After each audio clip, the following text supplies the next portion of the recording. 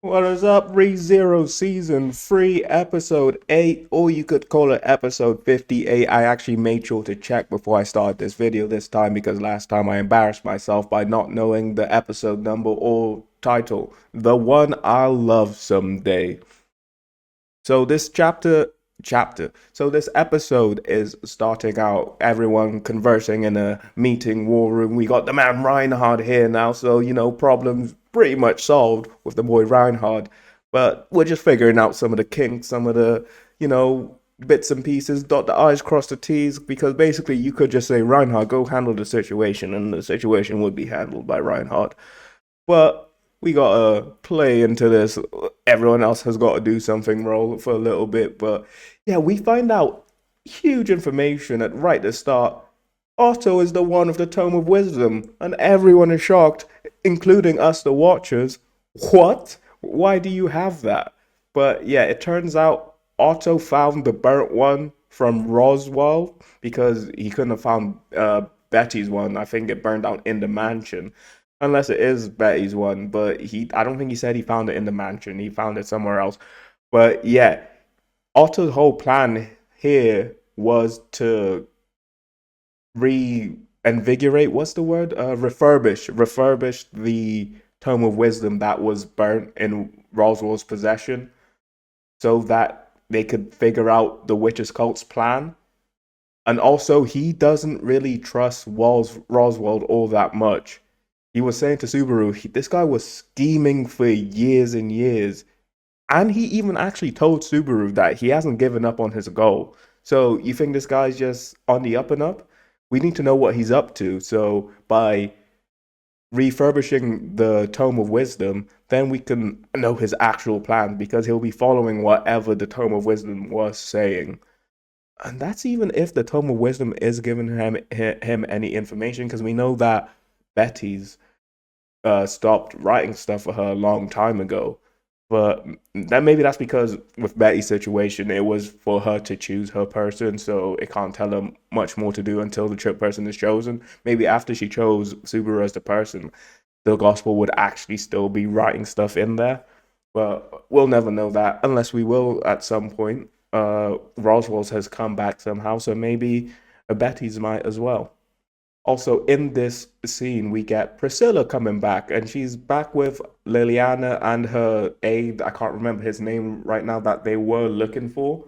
Uh, Al's trying to get her to leave, but she's like, no, no, no, no, no, that's not what we're doing here, big man. I've got a responsibility of the sort.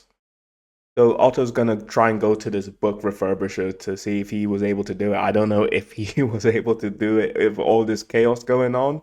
Maybe Otto like keyed him in like this can help us defeat the witch cult before he left, so that he would put it at top priority. Maybe even with all this shit going on in the city, he's still refurbishing the book. And how exactly do you refurbish a future telling book? Great tell me that. What kind of materials do you use? How do you even create a feature pattern book, to be honest? So if you can create one, you can refurbish one. But this must be the greatest refurbisher in the world to be able to refurbish this book. So now we head over to Cruise. Subaru is finally gonna see her. And to be honest, she's not as bad as they were making out. She still has some niceness on one side of her face, but the rest of it is just like really veiny and stuff, kind of like Subaru's leg. But I didn't think it was to the point where they'd be like, "Oh, she's such a beautiful." Like she still had some niceness to her, and it turns out by touching her, Subaru's able to actually take the curse from her into himself. And I think it's probably because he has got that curse fighting against the other curse within him. So any power the dragon curse can get, it probably is trying to suck it in to like, overtake Subaru's body.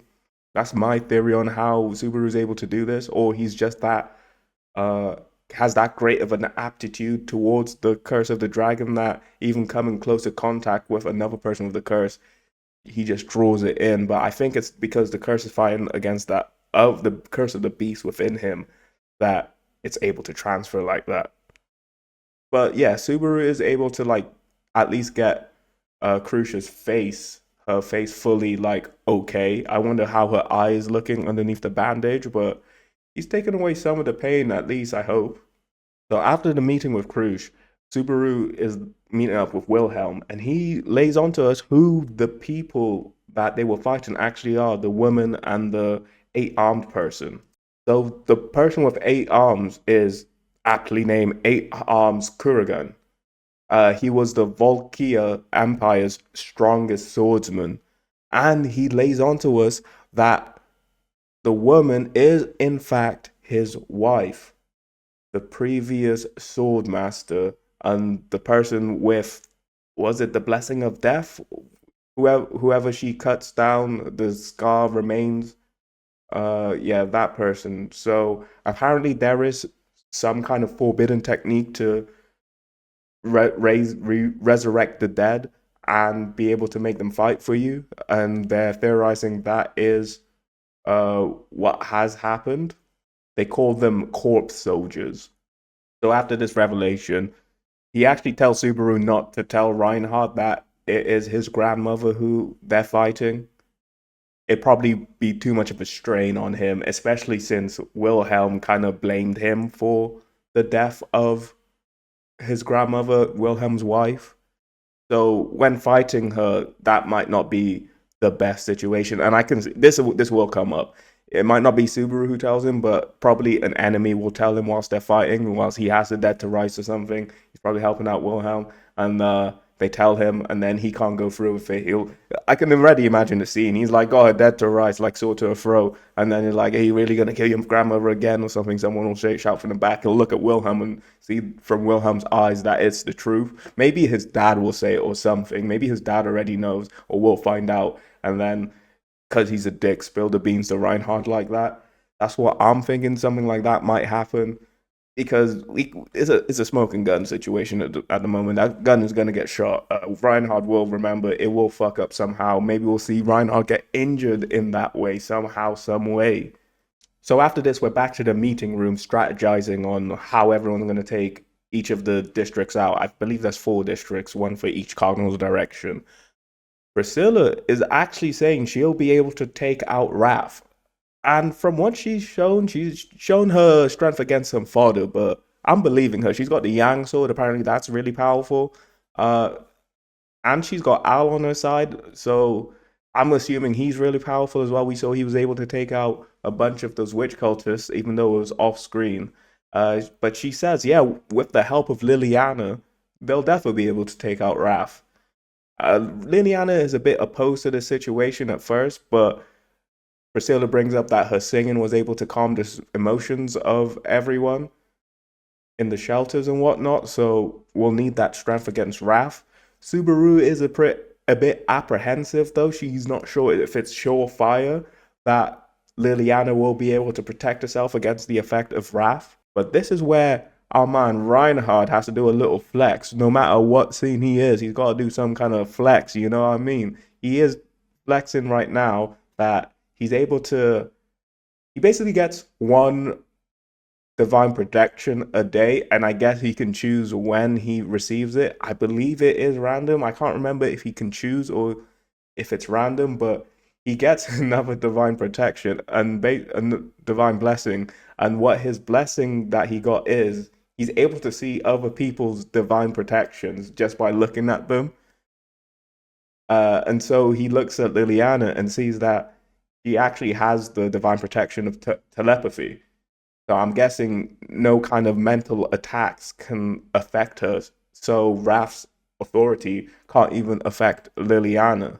The team of Priscilla and Liliana and probably Al to take down Raph is kind of like a surefire thing, like a great strike force to go up against Raph. So next on the docket is who's gonna go against Lust, and it seems like Lust will have the most kind of forces.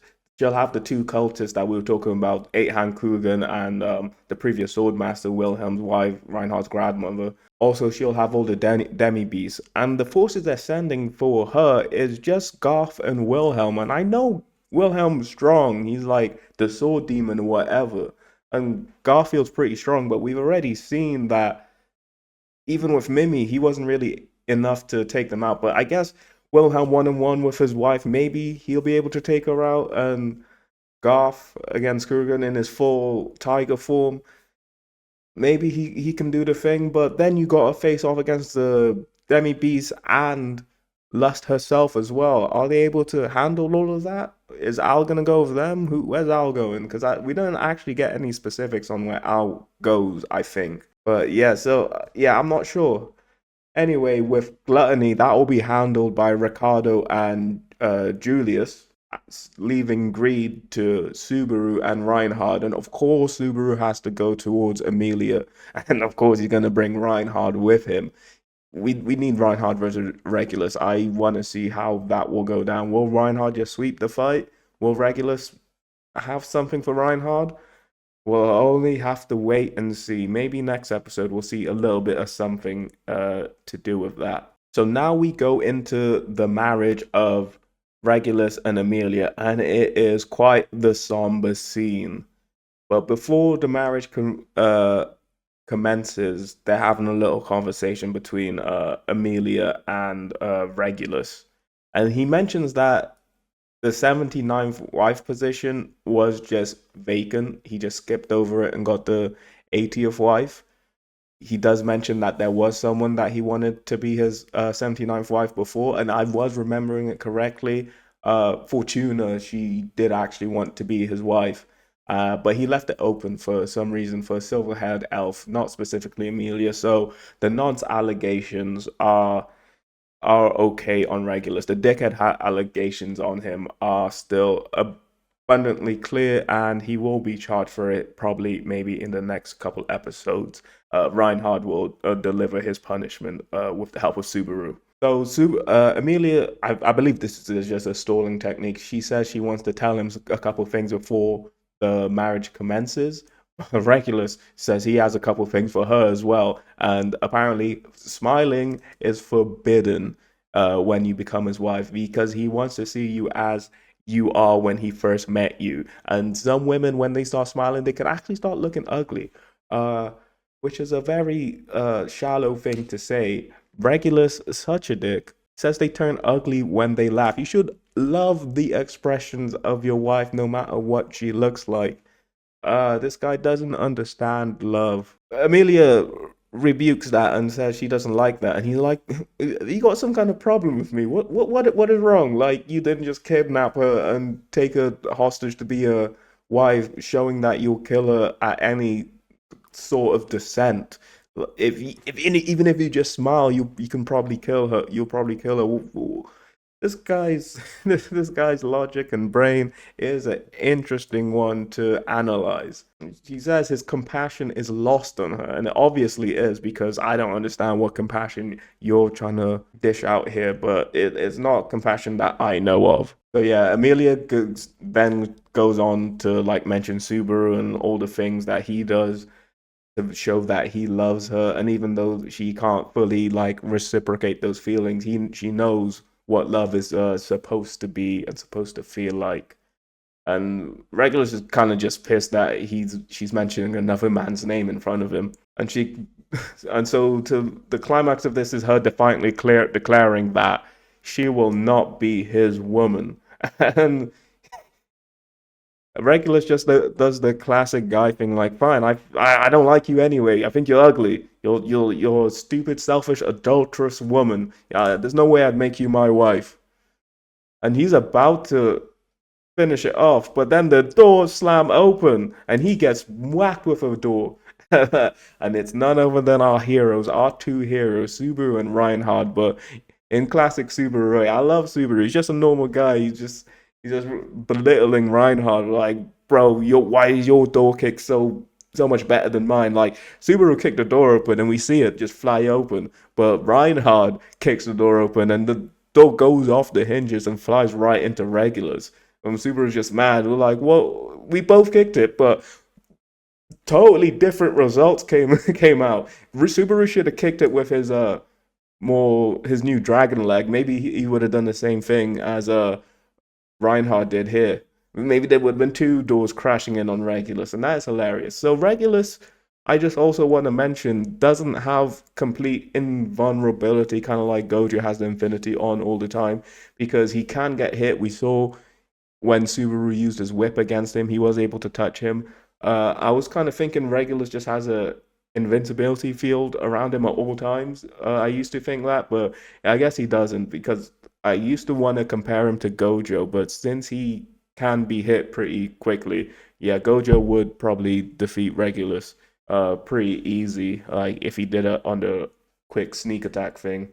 Or maybe even a Hollow Purple would finish off Regulus, even if he knew it was coming at him. But anyway, yeah, Subaru is pissed that his save the moment, kick the door down thing didn't work as well because Reinhardt is there. But it's Reinhardt; he's gonna steal the show anywhere comes. He comes in. So this is where the episode ends with Subaru and Reinhardt declaring they have come, and they object to this wedding. If anyone has any objections, say your piece now or forever hold your peace. And Subaru will not hold his peace. He will stand strong. He will kick the door down and he'll take your woman right from you at the altar. How do you feel about that? Yeah, no kind of way. Nothing you can do about it because he's here with the backup, Reinhard the boy. And that is it for this video. Thank you for watching, and I'll see you next time.